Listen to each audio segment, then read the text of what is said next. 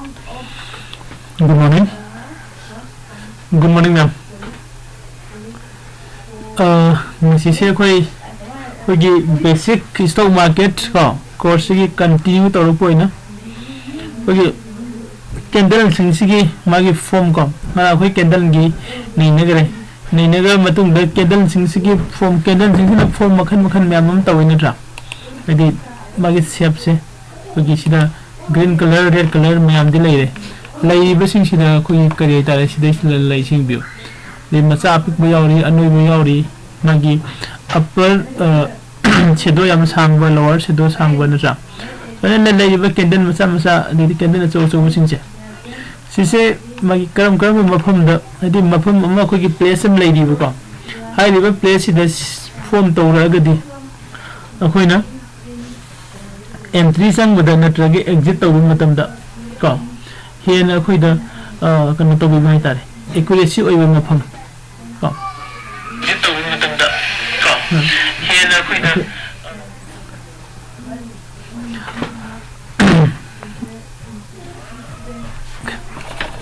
mouse se yaad rabu mal mouse satre okay ado gi khoi na exit tawu bagi ko natrage entry tawu bagi edi right exit right entry hai basically right exit the right entry se kone uthong na ba find out tong na ba phone na badana masai khoi gi hai ri ba candle sing se to jing bada ka ore ko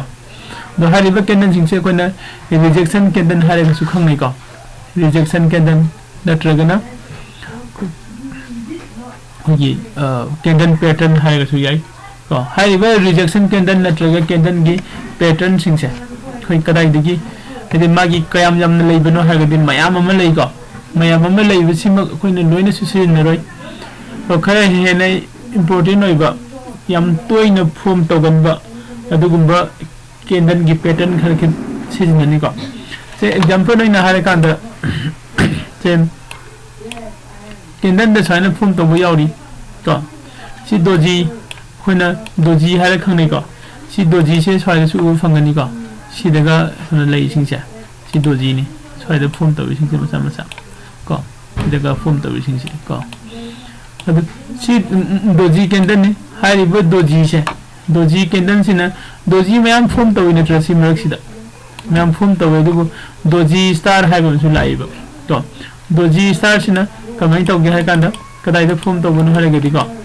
doji star se ko gi sida doji se form to re khala si magi somna kanda right side ta candle na form to re khala si left side ta ko aduga right side ta su form to re khala si to ado ta di si gi candle gi form se si ko na ko doji star hai khang nei ba doji star ko doji star si da ko gi evening doji star morning doji star hai ba su lei ko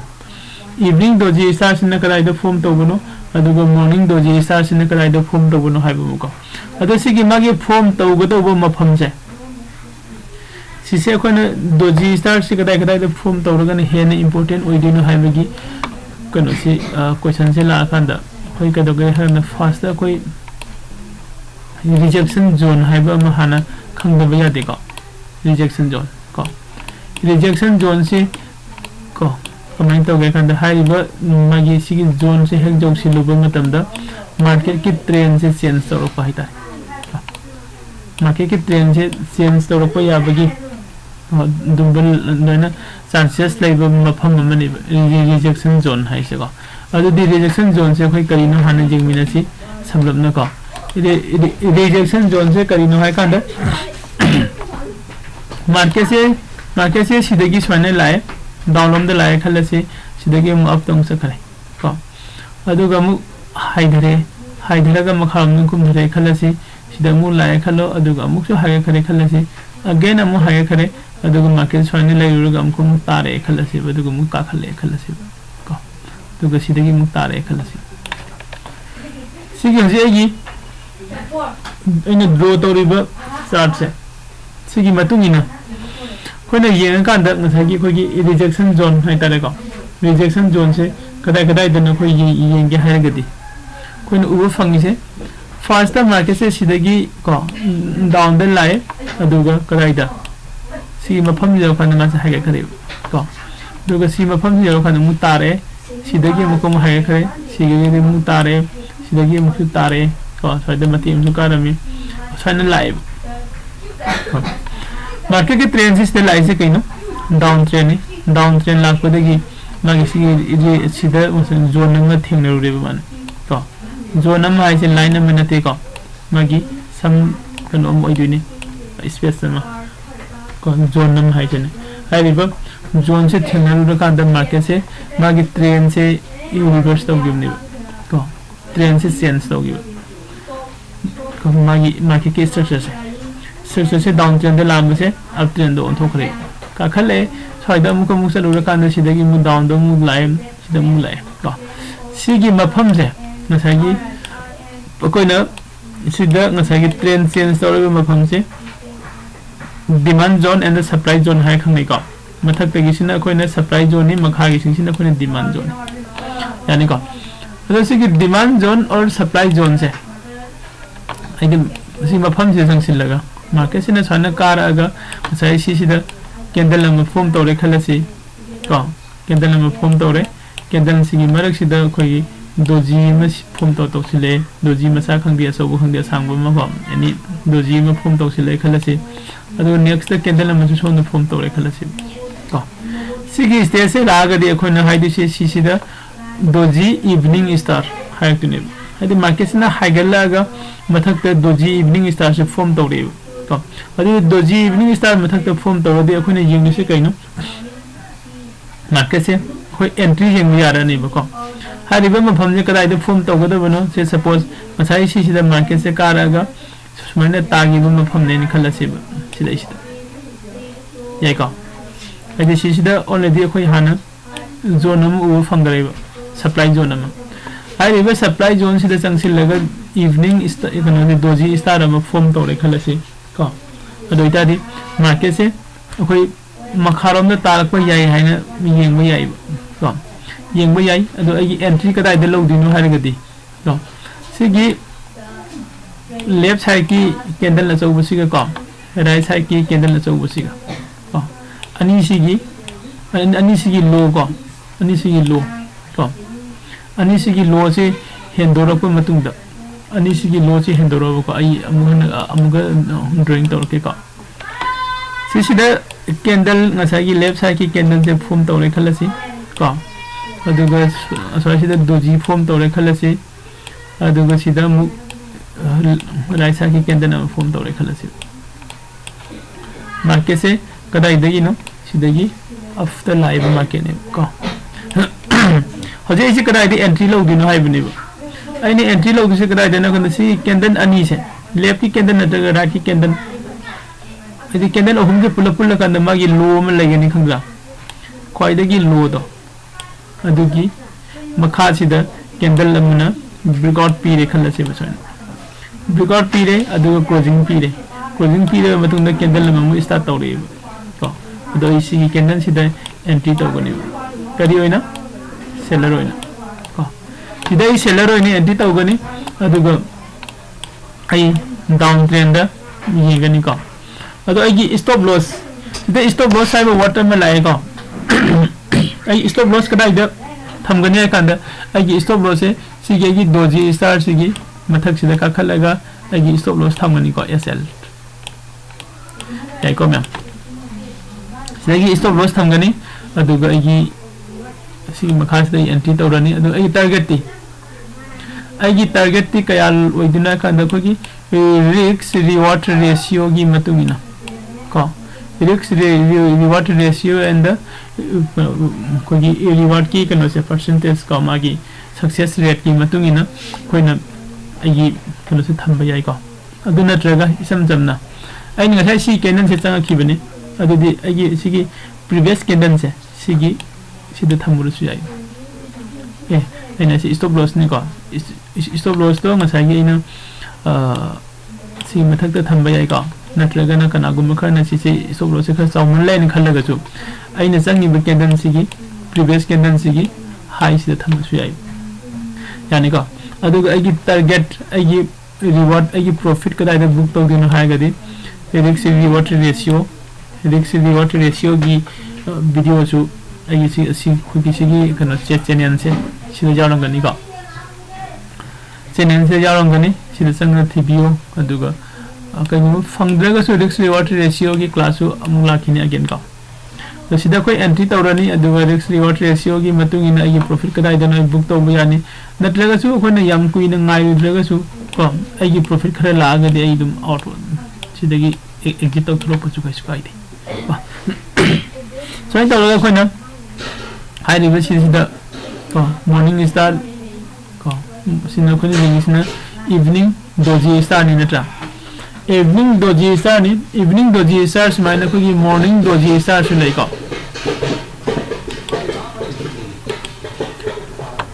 morning doji star sin ka kamaina form to bona ka suppose market se down the line khala si ko down the line side rejection zone ma thengna ga higher kare khala si ko side rejection zone ma thengna ga higher kare again amu ma se tare khala si tare dan sida so sida form to sida doji ma form to tore khala si aduga candle lama mu sida mu form tore khala si ko adugi matung da khoi ni entry yang se kadai dano sidi down up trend de lag toi ni ko si sina khoi na morning doji star hai khang nei sigi nga sa gi kino se ma gi high se dagi hengala ko matam da high se dagi hengala ko matam da koi entry yang dui ni high dagi hengala ko means ko candle nama high dagi hengalaga closing pi re khala si next se the candle nama open to sile khala si sigi line se touch to do ko so the si the end sigi candle amma si the entry to ko ni to aduga market se ka gi bai entre kum bi se to sigi stage se si ne ko ni jing bi se ko na adu sagi do minus sab manana koina ai gi stop loss si do bai natraga na si do bai su ko stop loss si do bai na si do bai su long trade to ba kangbu ni stop loss se soya tham gale yam na ko duga khara edi stop loss sa mon gale khan mi do na previous candle du gi low do tham ga ai gi reward to long no ko na gi bai okay ai ni stop loss ai na han pel na tra do stop loss se kari no gi ngam si ko stop loss sai bli stop loss se kari no hai ga ai gi loss to stop to han ba hai bli ai na horen trade to ko matam da ai gi loss to stop to han ba ko stop loss yam important oi ko ai di ai na trade to ba matam da stop loss se adoki matik important oi ai friend oi na samina ga dam ni kari no stop loss se hai ga dinga sa gi ai na sida te doji ko doji star ma form to re suppose ko sigi doji star se form to re ne sida anti sanction dui ni ko anti sanction la ko matam sida ai profit phang denge da market to chuan high khandi kamai to ai na pami di som da high da bani som da high da bai mo ta som do ina high khra ga di ko ai kari ore ni ai loss ore ni sumi ko andi high ri basi gi loss se sida gi ai kan ge hai ga di ai na to di se kai no hai ga di kasai gi suppose ai na lupa 20 piba share sam lai de khala si market se soina up trend lag tu ni lai ru bani ko adu up trend sa ki bagi muhutta ma se kai dore down trend in high de kare ko sida ni soi de ni 20 de lo bani adu di soi yo bu de di ai phanam high de kare ni tra ai paisa se yam mangal lo gi hai ga de ke do ne ga da sai gi ai na stop loss thamma ni stop loss se kai no ina hai de sai 20 rupees ta ina lai ri ba pot se ai gi share se 20 rupees ta ina lai ri ba share se ba se ka gumba makharam da hai dare ga di ai lupa ni mang ga su kai su ka de lupa ni do mang jere se no ai 18 rupees se hek jo pa da ai se auto exit to hai bani ko auto exit to hai re auto exit to bagi khogi kano se kadai da sang to du ni hai su tu su lai ka ado ni ai stop loss se kaya da thamane lupa 35 ko lupa 35 si da gi stop loss thamane ado ai entry ni kadai da no lo ro ido 20 rupees da 20 rupees da gi 100 ga 35 hek jo bu matam da ai gi kano se sa gi trade to auto exit to da ni ko auto exit tawrani sigi stop loss ki matang sida khoi stop loss se makhan khara kan lai ri ko khoi market ki stop loss hai belai hadi SLM hai belai ko ai to next class la kan lo rake adu SL khatang hai bam su lai adu ga khoi na GTT ko GTT si si chang sila kan da stop loss thamba ko natraga na target thamba hai bam su lai ko haji ke ni just stop loss se kari na se katang khanga se ko adu ngai khoi first se khoi na nai na dei se rejection zone ko rejection zone sing sida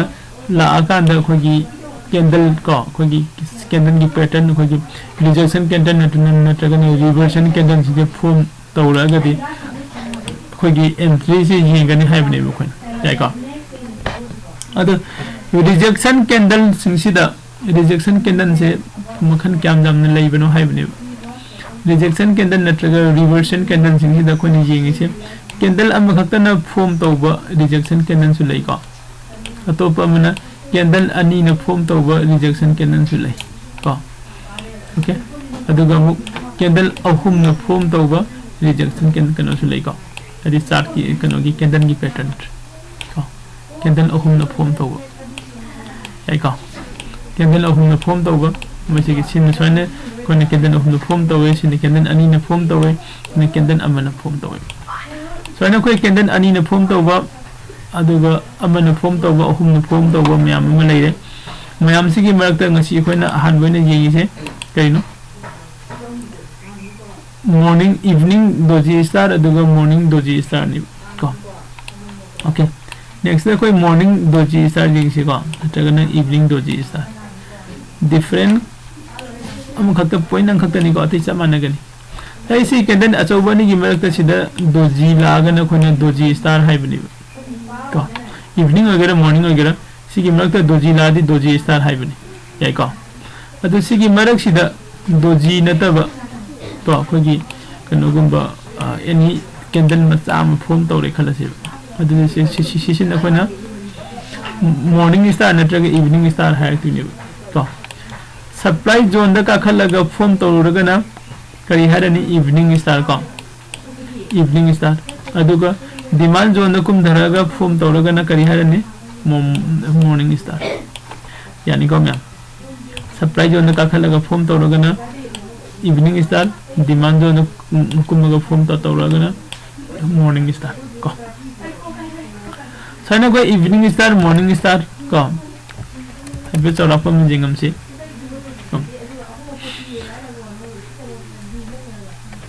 sagi koina candle ahum na semani haibada ko hoji se evening star jing se evening star sida hai se candle achauba ma gi left side te leire ko green candle noi ba yai ko aduga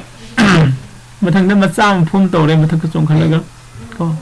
aduga mu next mu candle khara achauba mu phum tawre hai riba candle ahum se sumane leire ba si phum sida adu ita de ko na si se evening star hai khangai ba yako evening star hai khangai evening star sida ngasagi sida leire candle macha se sina doji oraga na khone evening doji star su hai nei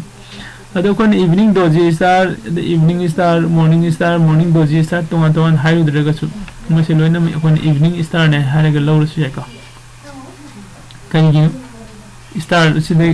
star oriba candle dugi matung ina maming tholak pane ba chawba pikpa oining bo isino ko evening star ne aduga ngasai ko evening star de krai de no market sin up trend laga evening star se thore ai supply zone da si form de form to ko de market se makharom da haidare ai ko market se makharom da haidare adu de ai na market se makharom da haidare ko se seller oni entry tawge haidini ai na seller oni entry tawge haidega di kai dodi no asai candle ahum sigi magi low sigi makha da candle se form to ko ngai dini aduga isi candle se de entry tawrani ko seller oni entry tawrani aduga hai de candle ahum sigi magi high do aduna ai stop loss oirani yai ko stop loss oirani aduga ai target tinga sagi ne risk reward ratio da yenga to biro na tragana ai horen profit la ka na dum thado kharo hai ko same स्वाइन तौरगा खोना morning star है बुमसु लेदी नत्रा market सिना down trend ला खांदा मसाय को डिमांड जोन मनाक नत्रगना डिमांड जोन दा मसाय की स्टार से फॉर्म तौरुबा डिमांड जोन नत्रगा डिमांड जोन मनाक स्टार से फॉर्म तौरे खांदा हाइदे फॉर्म कमाइन तौइनो मसाय समाननी को लेफ्ट साइड कैंडल चौबुमा राइट साइड कैंडल चौबुमा मखादा कैंडल अपिकबमा को सिगी फॉर्म से लागदे अखोना मॉर्निंग स्टार हाइरे खंगदरनी को डाउन ट्रेंड लाको मार्केट ने मॉर्निंग स्टार से फॉर्म लाको दे कोई अप ट्रेंड दे एंट्री जिंगतुनी दुमा की सिगी हाई से हेंगलगा कैंडल नम क्लोजिंग तौरे सिदका सिगी कैंडल से यामना बिग कैंडल अचौबो दे कोई संगसिल लसु याई को अदु नतब मसा अंक सोना क्लोजिंग से पर पिछे लगदे नेक्स्ट कैंडल दो अदु संग बियो अदु हेन एक्यूरेसी वांगे यानी को सोना को मॉर्निंग स्टार को इवनिंग स्टार अदुगो मॉर्निंग दोजी स्टार अदुगो मॉर्निंग इवनिंग दोजी स्टार हाइदे कैंडल मई से कोई जिंगमिनरे आई होप कोई मैम लोइना ज्ञान तारम लने खलेको कईगो म ज्ञान तारम तादबा हिदि खितंग डाउट लेबा यावरगसु कोई सिदा कमेंट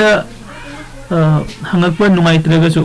को कमेंट हंगागसु आई दुम रिप्लाई तौजरकनी को अदुगा तोपमना कोई पुंग मापन गी हुरेन गी लाइव टेट मतम दो अदुसु जॉइन तौबिरो अदुगा हंगिरो अदैदि कोई नुमिदांग द पुंग निपान को पुंग निपान की क्लास अदुसु संगसिलगा दुम हंगिरो को अदु मसीगिदी सोइदे मोइसिलगे अदुगा हयेंग मुपुनसे को हयेंग अतोप रिजेक्शन केंद्र नममु को डिस्कशन तौमिनसे थैंक यू